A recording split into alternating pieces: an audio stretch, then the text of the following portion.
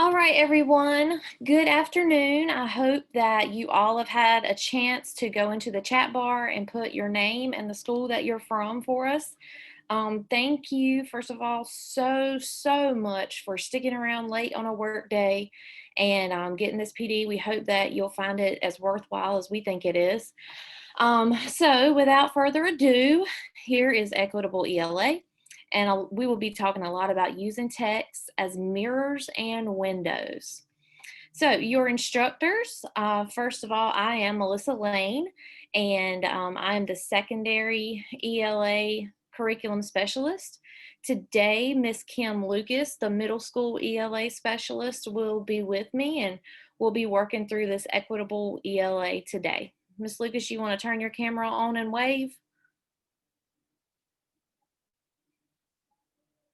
Maybe she's waving, I don't know. All right. I waved. I said hello. Okay, I didn't see it. It didn't pop up.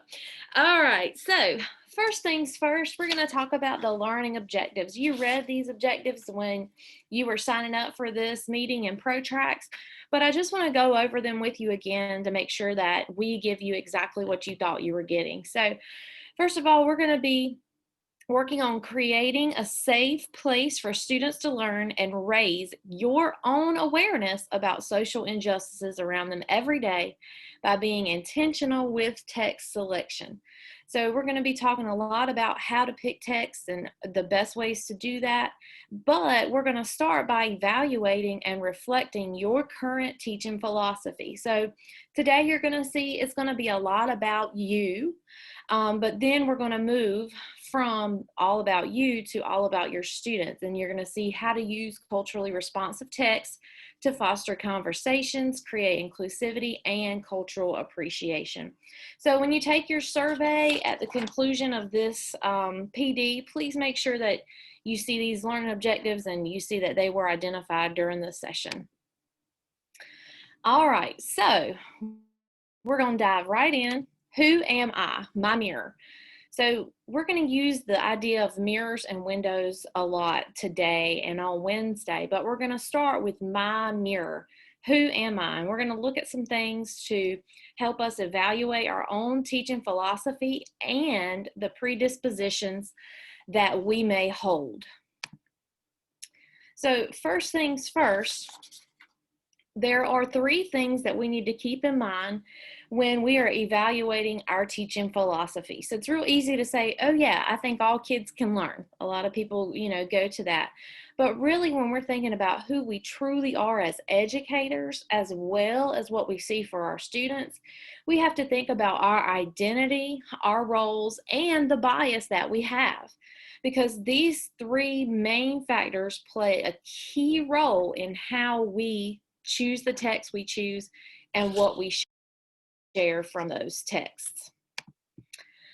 So thinking about who we are, our roles, our bias, we're going to start by thinking about our teaching philosophy. So Ms. Lucas is going to put a link to the participant PowerPoint in the chat bar. And as she does that, this is going to force you to make a copy, because this participant PowerPoint today, it's going to be a very reflective type tool, and it's going to be just for you. So the questions we ask you here, some might be a little funny, but still we want you to be as honest as possible, because this is just for you. So once everyone has a chance to get their copy, if you'll just give me a thumbs up. That one works. Looks like that one works. Perfect. Okay. Okay. Excellent. So sorry about that. So again, this is your copy. This is for you to be completely honest in. And again, sorry about that little hold up there, but we're going to start with our teaching philosophy. So as you are getting your participant PowerPoint opened up and ready, the first thing you're going to see is an equity consciousness survey. Okay, so that's going to be in your participant PowerPoint slide 2. It's going to be slide 2, and you are going to get a link there to this survey. So you should be forced to make your copy of this survey. Now, we're going to give you just a couple minutes. Yes, I'm still answering. Okay, good. Okay, good, perfect. Very sorry about that. So I just moved this, and you can kind of come back to this screen that I just shared with you. So once you finish your survey, look at your score in the pink box at the bottom. That's F36. And here are the guidelines to rank yourself at your level of equity consciousness. So you can look at the score you got and figure out if you're highly developed, well developed, somewhat developed, or minimally developed in equity consciousness. And just take a minute once you look at your result and just reflect on that. Do my scores here answer or do they match what I think I am? So as you're finishing up, I know several of you are still working, so as you're finishing up, go ahead and fill out that part in your participant PowerPoint.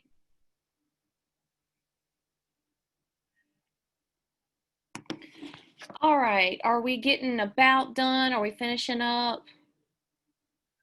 So as you're looking at this, Diane has already done exactly what I was going to ask you guys to do.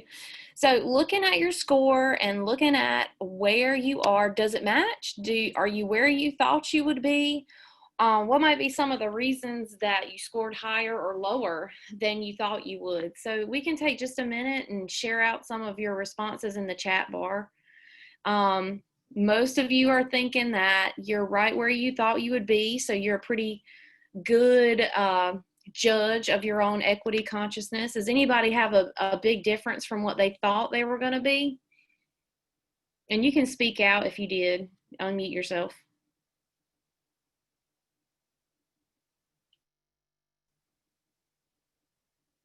Okay, so we got a few threes that you didn't expect. All right. Anybody else have any results that you weren't quite prepared for? Okay.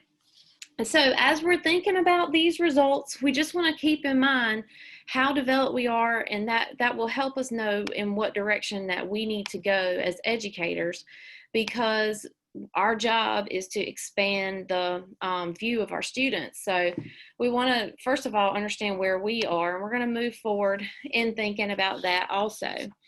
So first thing,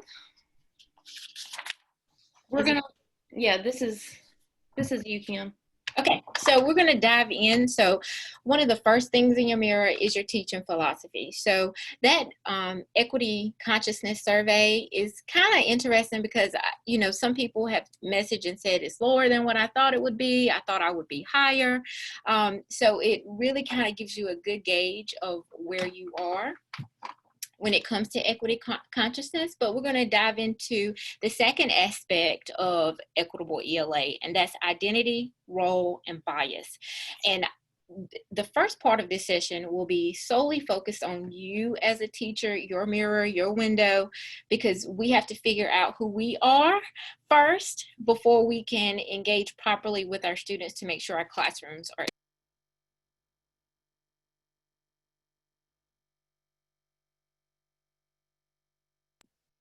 Wayne, can you go for me? Click. Thank you. All right, so we're going to do an activity in your participant PowerPoint. You will see a picture that looks like this. I want you to decide, who do you want to do? I promise our feelings will not be hurt depending on who you choose.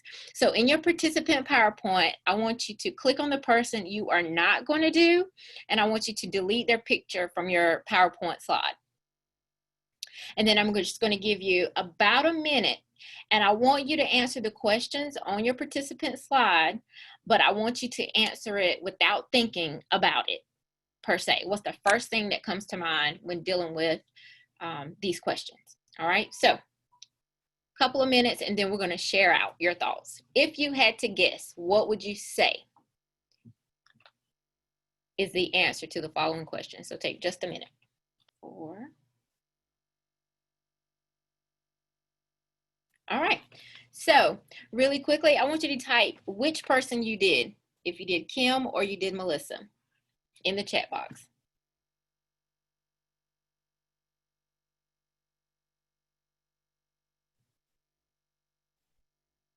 Okay, so it looks like we have a good mix, Melissa. So you are going to have to work through some of these questions. Let's talk through them and see how well you guys judged us, okay? All right, so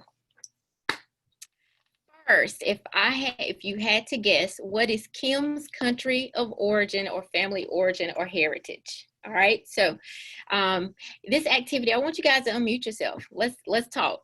What is Kim's country of family origin or heritage? What y'all put? You all put something. I said Kim is American. I don't know if that's what you mean by that. Okay, yes, I am American. Okay. I'd put American as well. Okay, American, good. Anybody else? Are y'all trying to be I put DR. DR? I have no clue.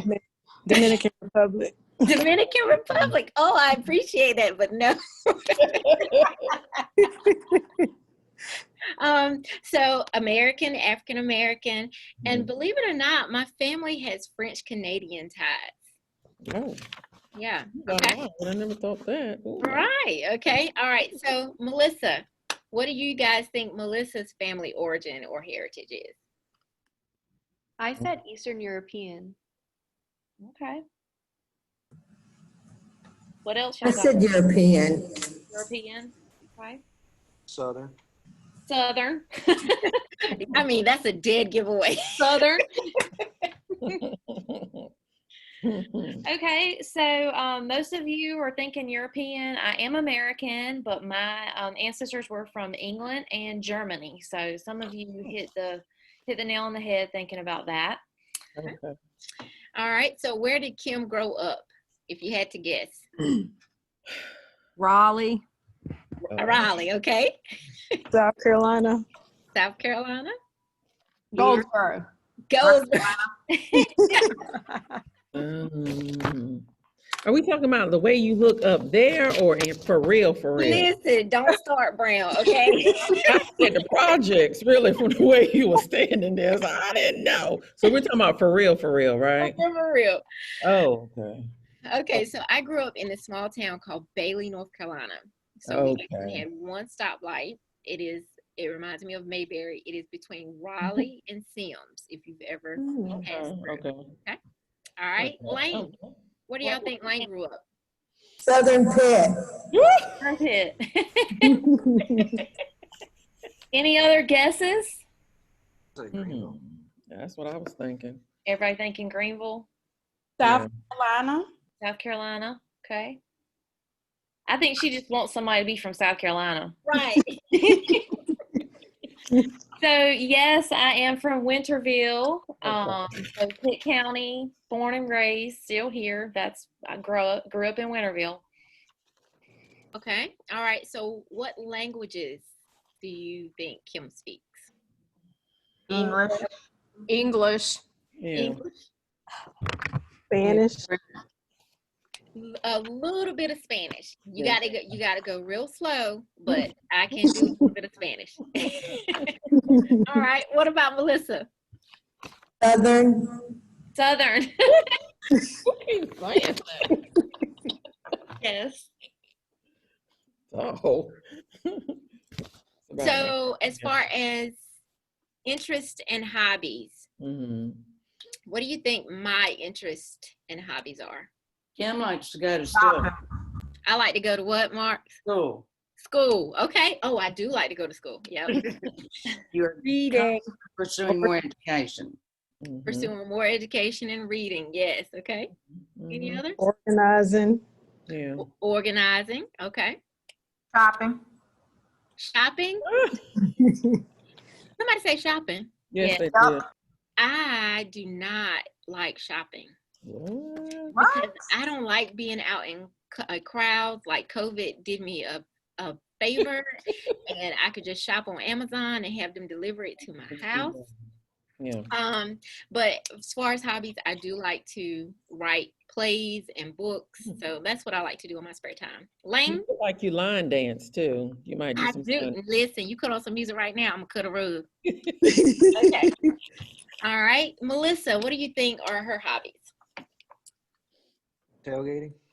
Tailgate.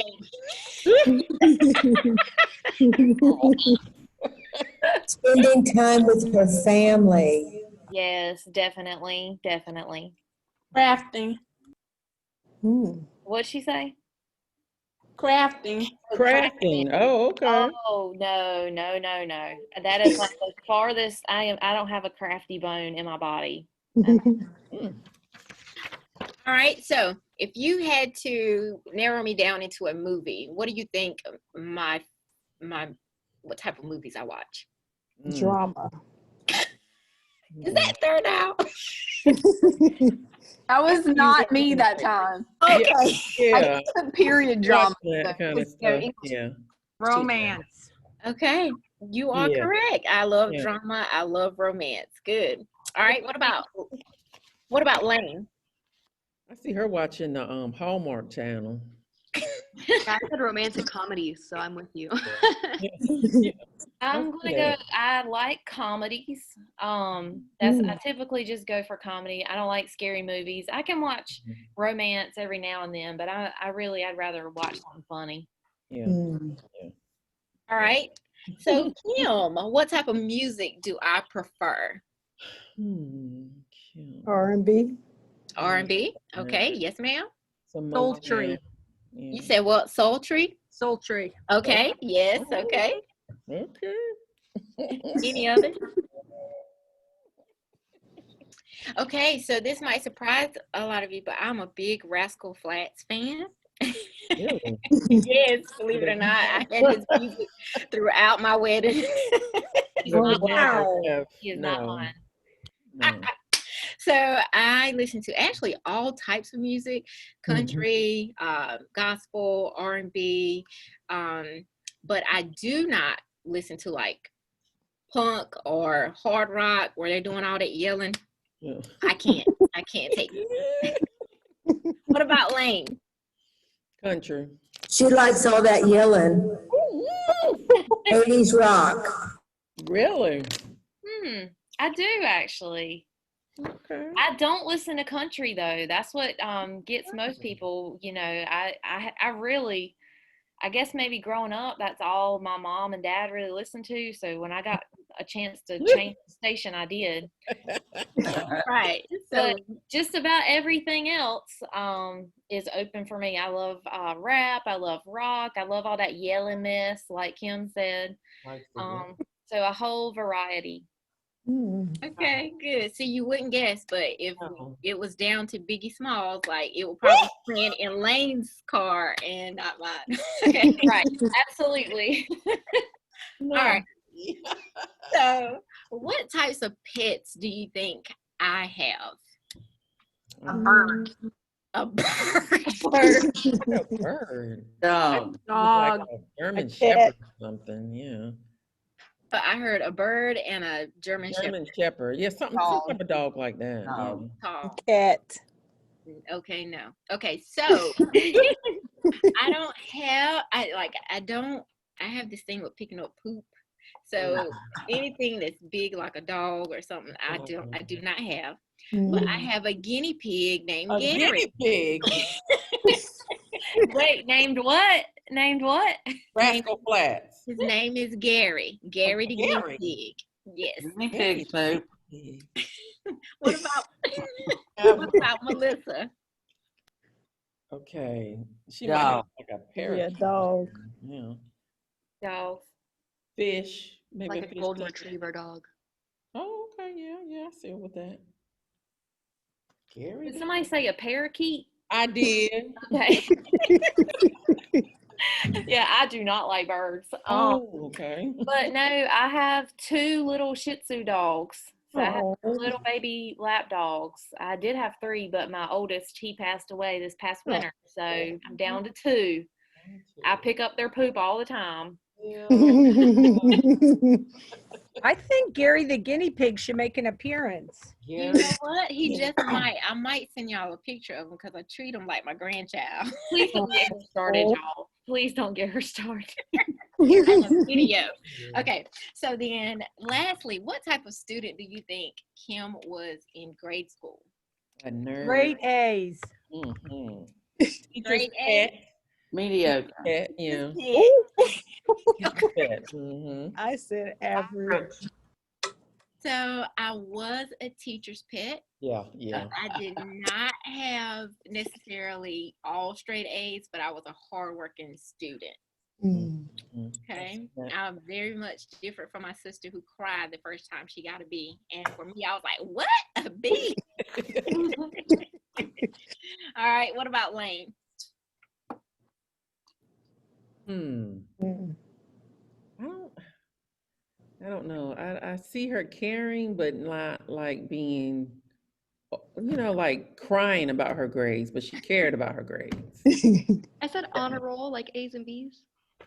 Yeah, That's Yeah. all pretty accurate. yeah, Pretty yeah. accurate. I wouldn't be crying over them, but I did like to maintain my A's and B's. Like I Mm. didn't. Melissa, you were teacher's pet. Don't try and fool anybody. I think Like I Miss Bucks. definitely was in lower grades. I think by the time I got to high school, I probably didn't go that route as much, but definitely in lower grades, I'm sure I was. Yeah. Oh. Okay. Aw. Okay. So for the sake of time, we're going to move on. But what do you guys think is the purpose of this activity? What do you Hmm. think was the purpose? Like, why would we have you to even discuss like our perceptions? Or just to surface some biases there that we may Yeah. have just based on the way your pictures look. Absolutely. Mhm. Okay, so I want us to be very aware that when we're choosing text and when we're doing things that we think are relatable to our students, we have to make sure that we do our due diligence to make sure that we're actually connecting with those students. Like, you would have never known unless you did a little bit of research that I'm into guinea pigs. So that means like having that conversation or relationship with Kim is a different way to kind of engage with her. Okay. All right. So let's go on. So what I do want to recognize is that we all have bias. And bias develops over the course of a lifetime. This isn't something that just happens overnight. And sometimes you have been trained to see things a certain way or to believe a certain way. And if we're not careful, we will miss how the media, how we were rewarded for certain things or punished for certain things, how our education, our peers and family all influence how we see the world, and ultimately how we see our students if we want to delve deep into that. So we understand that these are learned associations. They cause us to have feelings and attitudes about other people based on the characteristics. So when you see my race, or when you see that picture and you see me standing a certain way, and like, oh gosh, she got an attitude. I already know off the top, right? Mhm.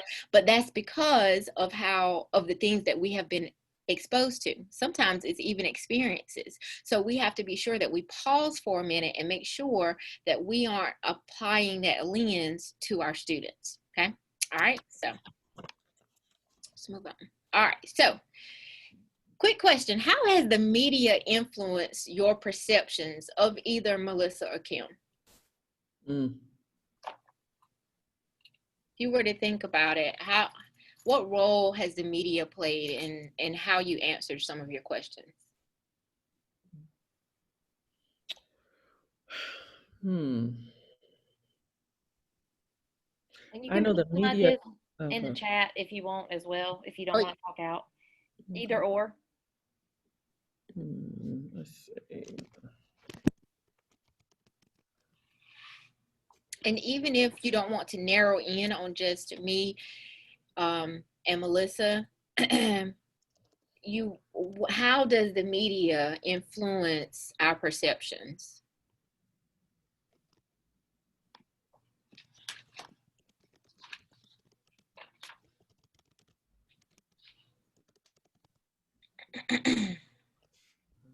We say to become more aware of people's perception, the media plays a bigger role than we realize.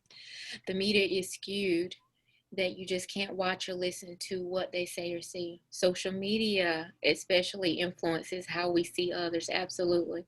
Media presents certain people in different light. Absolutely.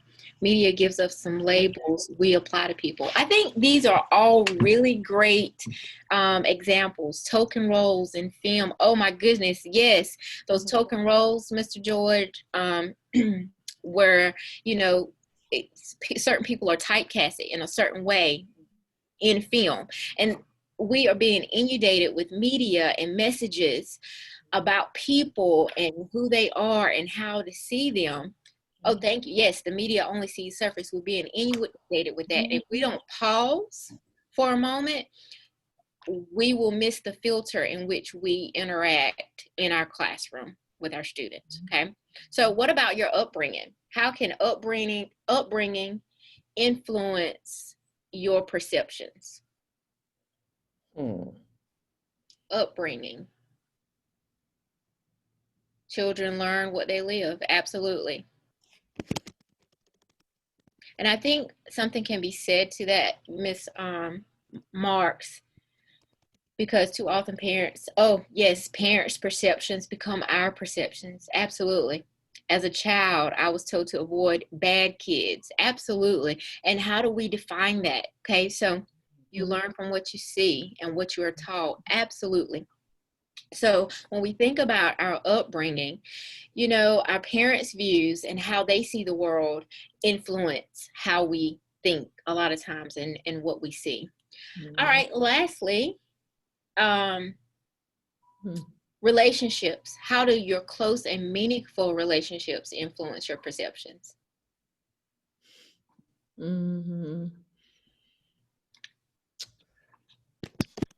Close and meaningful relationships.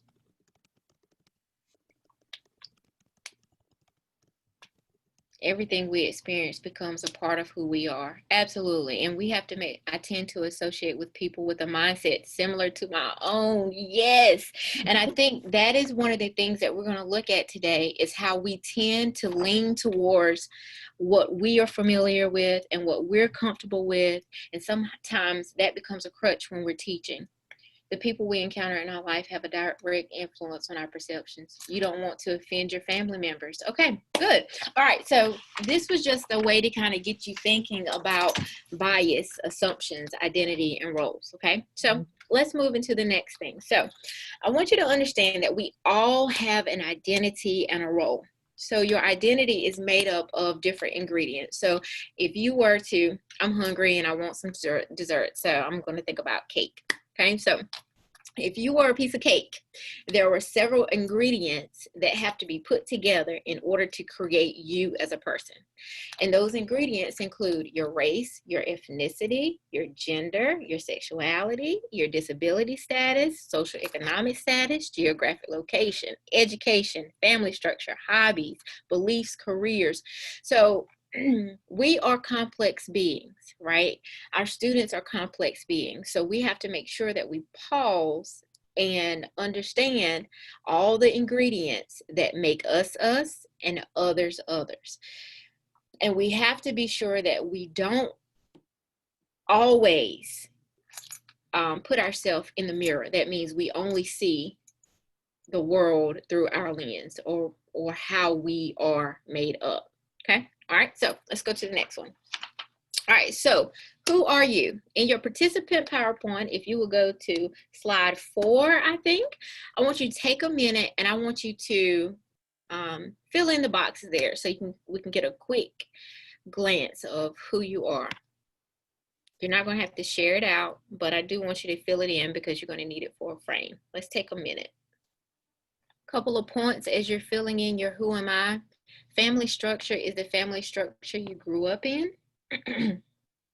And when you get to beliefs, I want you to just identify maybe 2 like hardcore beliefs that you have. One, it might be strong work ethic. It might be, you know, you need to pull yourself up by the bootstraps. Like, what are 2 hardcore beliefs you have? And then when you see experience, I want you to identify 1 experience that has just kind of really defined who you are. What would that be?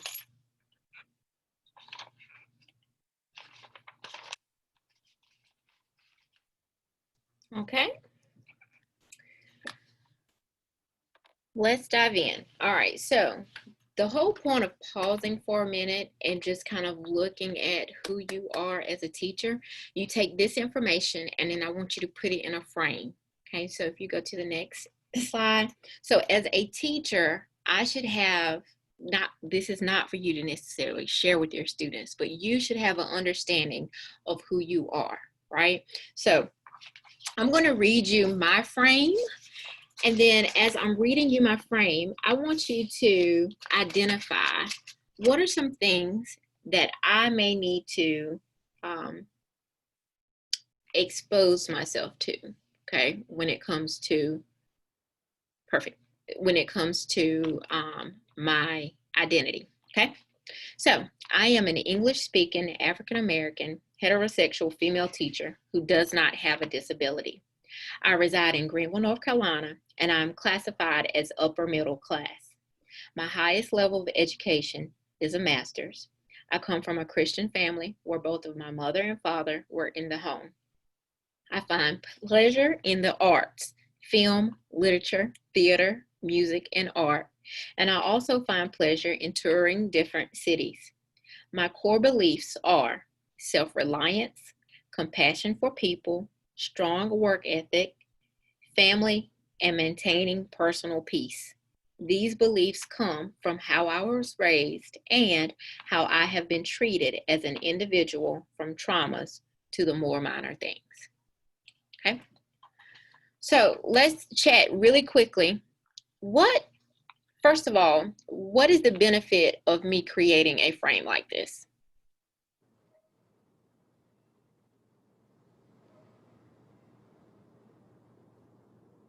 You can put into perspective the differences between yourself and your students.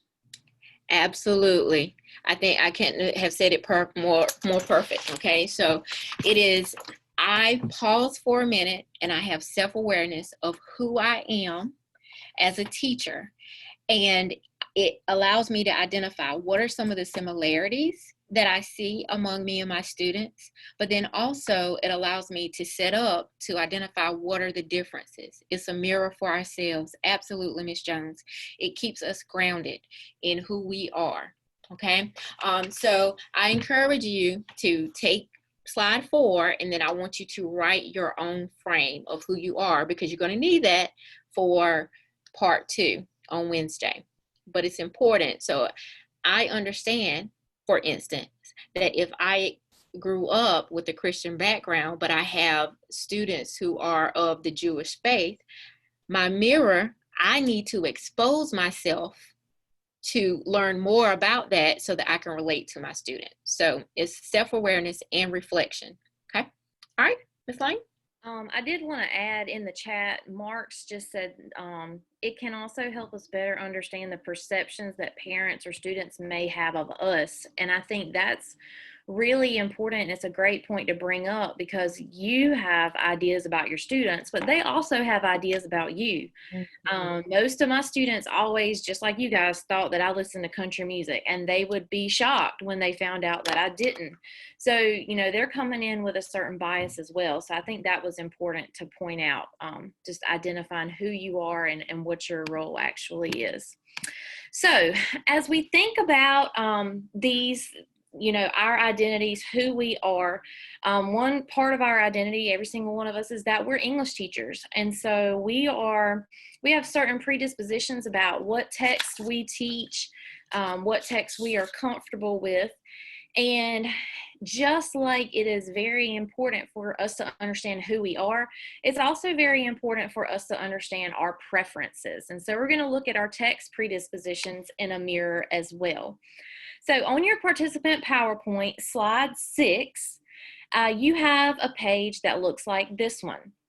And I would like for you to take about a minute, I guess, to organize these types of texts in order of personal preference. So move them around. You can start over here with what's your first, you know, your most favorite, and then go down. Now, this is your personal preference, what you would like to read when you have all of your free time. We know there's so much of it. But anyway, take a second, PowerPoint slide 6. and organize these from your personal preference. And when you're done, if you'll put what your number 1 is in the chat bar. We got one for self-help. We got one for YA Lit.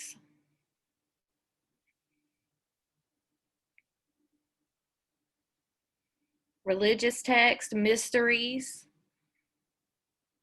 Another YA Lit, that's good.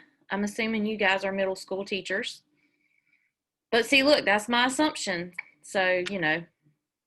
Oh, Thurnell said hers isn't listed. What's yours, Thurnell? Oh, okay. In my head, I was gonna put sci-fi/fantasy, and then I was like, no, because real fantasy lovers are gonna say they're not the same thing. So look, what she said, not sci-fi. I knew it. That's why I didn't put it there. You caught me. Yeah, and I know I love fantasy too, so I'm kind of on the same, but not necessarily sci-fi. So I get it. Okay, so we have a lot of you guys that like YA lit and mystery and romance, but also quite a few of you like the self-help and the religious books. So just something to think about. Again, thinking about how did your identity, your role, and your bias play a part in how you choose to order your texts. So what may be some bias that you have or thought about as you were placing those texts in order? And you can just talk out any things that crossed your mind. Well, I chose Young Lit because I'm an English teacher, and in my free time, even though my category was not up there too, I like romantic novels. So that wasn't an option. No. But I find myself, because of my free time, I'm reading stuff that I think to see what my students would like, and always have something to offer them a suggestion when they're trying to figure out what they want to read. Okay. So definitely kind of keeping your thoughts about your students in mind as well. Any others, like any of you kind of look at like maybe the self-help or the biographies and you're like, oh, I could not dive into that in my free time, or the opposite of that? Any of you have those kind of perceptions?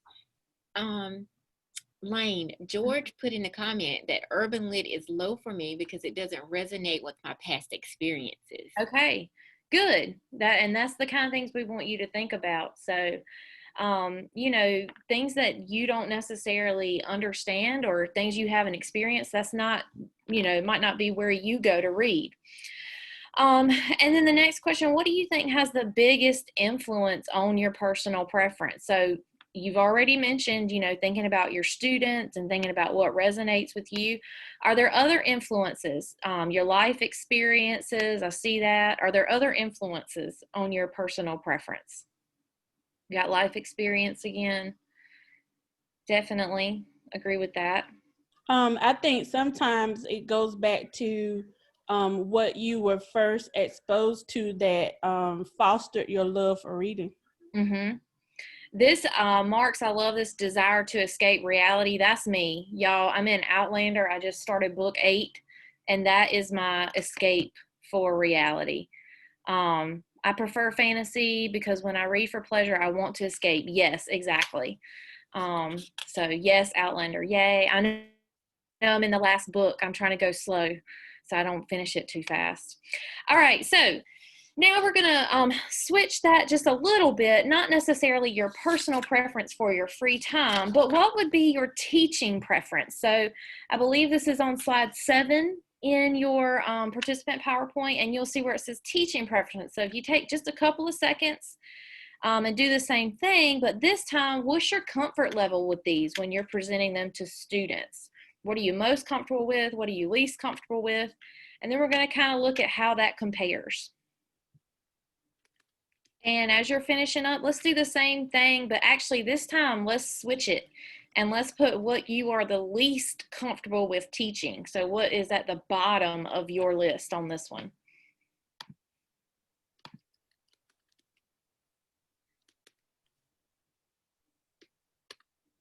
Urban Lit's at the bottom, okay? We've got some saying they want attention grabbers. least comfortable with religious, not comfortable with religious, okay? Don't even know how you would start to teach a self-help book. All right, religious texts, okay? So I think it's interesting that a lot of you, don't feel comfortable teaching religious texts. And sometimes in our standards, that does pop up, teaching sacred texts. You may have to present different holy works to your students. And so just thinking about that, myths, okay, least comfortable with teaching the classics. And I think that's a big one, because as English teachers, we always think teach the classics, but a lot of those themes may not be the best themes for our students. And I think that's what you brought up here in the chat bar, okay? So as you're looking at this, how does your identity, role, and bias play a part in the text you choose to teach your students? Just kind of think about the difference between those two slides, your preference versus how you choose to teach. And you can just share out, how do you think your identity and role plays a part in that?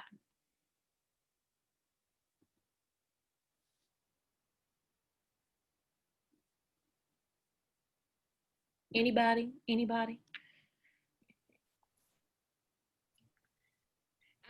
I'll get it started. So Okay. when I was thinking about George, Mr. George's statement where he said that I wouldn't even want to touch urban lit because I'm uncomfortable, because that's not my personal experience. I think sometimes we tend to, I did as a teacher, I would teach what I was comfortable teaching, stuff that I like, and I was like, oh, my students are going to love it. But I did not pause to say, okay, who are my children in my classroom? What is their mirror?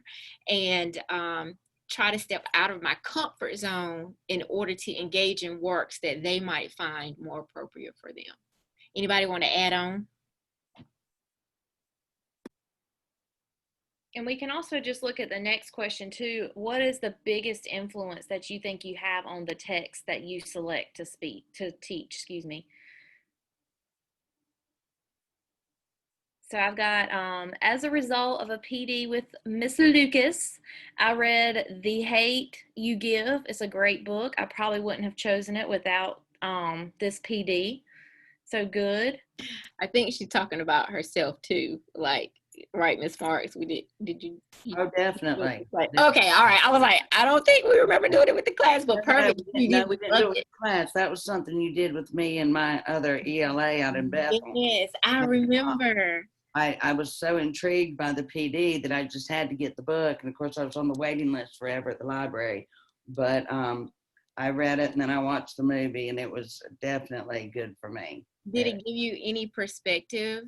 I would most definitely. And, you know, coming from the city, I've considered myself to be pretty diverse anyway, and have had good relationships with a variety of people over my life. But it gave me a lot of insight that I did not have before. And I appreciate the tip. That's good. Okay, so as I'm looking at some of the things in the chat, this is kind of a great segue into your homework and what we're going to be looking at on Wednesday. Ms. Thurnow said that she thinks that her biggest influence is basically just thinking about the class itself, and who's in that class, and that is the biggest influence on what she chooses to teach. And I'm sure that for a lot of us, that is probably one of the biggest things. I mean, yes, we use our pacing guides, yes, we use our suggested text, but really thinking about who is in our class, that's what we want to be our biggest influence and why we're making those decisions. So thinking about who's in our class brings us to... Yes, so I think that is a perfect segue into what we were talking about. So I thank Ms. Thurnow for this, for her comment, because I think sometimes we look into our mirror and we look at our predispositions, but we need to make sure we pause and look at our students and their mirror and make sure that when they are exposed to text in our class, they can see themselves in the literature and the text that we're choosing. And we're going to dive more into that in part 2. But for homework, I want you to look at a student profile. Okay, so you're going to create a student profile for the class, one class that you have now if you're in high school or middle school. Oh, also, so pick one class you want to focus on, all right? So a great way to kind of do this is to identify or to have a student profile. A lot of this information you can find from the data that you're given, from the reports from schools and things of that nature. Some of it you can just fill out on your own, but a student profile is a great way to kind of get information for your students, figuring out, okay, what is your race, your gender, your age, where do you live? Now, if you notice on this survey, you'll see which statement is most true about household food, okay? And I know that seems like a random question, but a lot of times students they can't tell you how much their parents make, right? So food, a lot of times, is a direct correlation into the amount of pay. Because if you ask my children, they'll say, you know, sometimes our refrigerator and pantry is full, sometimes it isn't. It depends on what day of the month it falls on, right? But it's a great way to kind of see where your students are. And then have your students identify, just like you did, if you had to choose a text, what type of text would you choose? And that's multiple there. What type of music do you listen to? And then your family structure, right? So I think sometimes we tend to box ourselves into what we were exposed to. And so being able to really understand that if Kim's mirror, she has a grandmother who is raising her, it might behoove me to find a text where Kim can see a character living with their grandmother, okay? And then what are the hobbies that you have? And then how would you summarize your life so far? So that's for your students. Like, if you could describe your experience, what would you say? Now, this is just a sample survey, but I would highly encourage you to have like some type of student profile for your students so you can really see who your students are. Okay, if you go back, so yeah, I do want to add to this. If you are planning to use ours, the easiest thing to do would be just to do the forced copy of the form for each of your students. Send the form to your students that you're wanting to take it. Several people are saying it won't open the profile. So it should be the one, you should be able to, should force a copy for you, but we'll make sure that you get the link to it. Yes, we will. All right. So, so you're going to do a student profile, and then if you go back for me, Lane. Okay. So then when you come back on Wednesday, I want you to have a class frame. So if you click on that for me. So you're going to fill this in. I'm a teacher who serves, and then I want you to put in that information for your students. Disabilities, okay? You can just use first name so that we can protect privacy. Disabilities include, so take this frame, fill it out for your class so we can have a mirror for your class, so we can show you how to use their mirror and create a window for which they'll see the world in part 2. Okay? Any questions about your homework? Okay. Do you want to take a second and fix that link in the chat? Yes, let me do that. Okay. So thank you all so much for sticking around with us this late on a work day. We really appreciate it. If you will, just think again about the objectives. We completed the first part of those objectives today, having you reflect on your own teaching philosophy. And we will continue to move through those objectives on Wednesday as we go through the second part of this presentation. So please take time to complete that survey and protracts. As you're working to get your data, if you have questions or need help, reach out to us. We'll be glad to help you. Kim, did you want to add anything else? No, I think that is good. I'm trying to add the link in the chat, but what I'll do is I'll just send it in an email through Protract. Okay, so we'll make sure that you get the copy of that form one way or another. And thank you all for being with us, and have a wonderful rest of your day. We will see you on Wednesday. Thank you, guys.